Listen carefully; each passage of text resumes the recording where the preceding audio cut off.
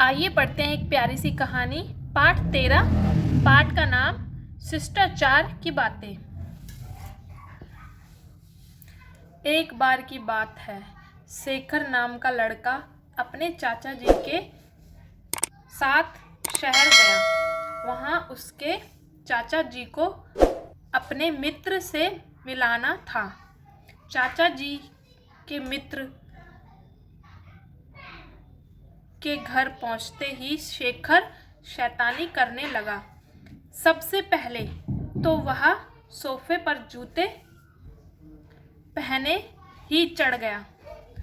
उसने सोफे का कवर उतारकर नीचे फेंक दिया और फिर पास ही रखी मेज पर कुछ कागज उठाकर इधर उधर फेंक दिए। चाचा जी ने इशारे से उसे रोकने का प्रयास भी किया, पर शेखर अनदेखा करते हुए शैतानी में जुट रहा। तो ये पिक्चर है, ये देखिए। यहाँ शेखर कुछ पेपर भी उठा के फेंक दिया और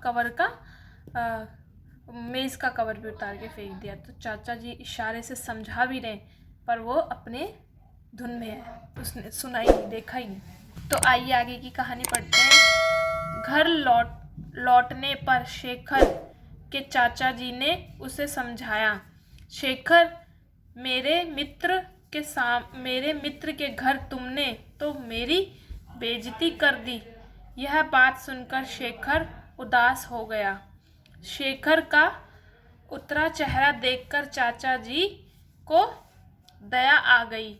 वह बोले, बेटा, मैं तुम्हें डांटना नहीं चाहता, लेकिन जब तुम किसी अपरिचित या मेहमान से मिलो तब शिष्टाचार का ध्यान रखा करो,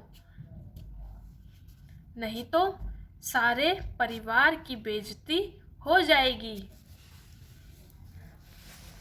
तो आगे की कहानी पढ़ते हैं। आइए, यह है हमारे चाचा जी और ये समझा रहे हैं शेखर को कि बेटा, अपने परिवार की बेइज्जती हो जाएगी, शिष्टाचार का ध्यान रखो।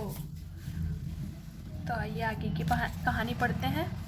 चाचा जी की बातें से शर्मिंदा होकर शेखर ने पूछा, चाचा जी, आज शिष्टाचार क्या होता है? चाचा जी ने साधारण शब्दों में उसे बताया, बेटा, दूसरों के साथ किया गया अच्छा व्यवहार ही शिष्टाचार कहलाता है। तो मैं अच्छा व्यवहार कैसे करूं? शेखर ने उत्सुकता से पूछा। तो चाचा जी बोले, देखो बेटा, जब भी तुम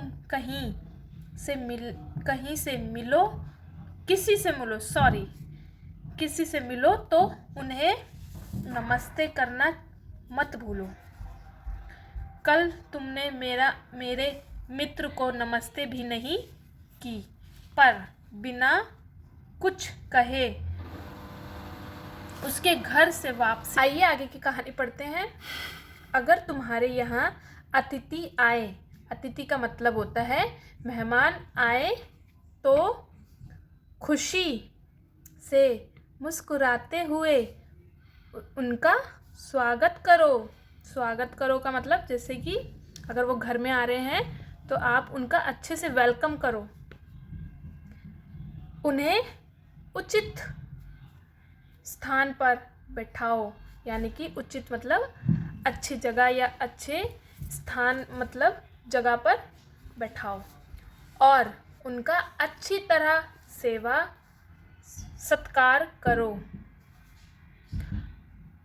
अतिथि के साथ खाना खाते समय हमेशा इस बात का ध्यान रखो कि पहले अतिथि को भोजन मिलना चाहिए,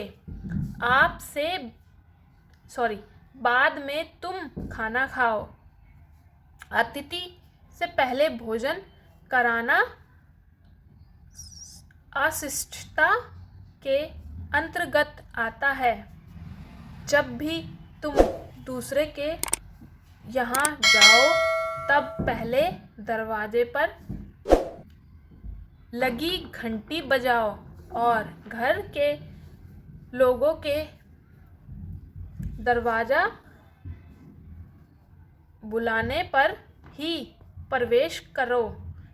वहाँ कोई भी ऐसा कार्य मत करो जिससे दूसरों को बुरा लगे। वहाँ के कोई भी सामान और यदि कोई सामान देखना, वहाँ का कोई भी सामान कभी मत छेड़ो और यदि कोई सामान देखना भी चाहो तो घर के मालिक से विनम्रतापूर्वक अनुमति आदेश लो। अगर तुम किसी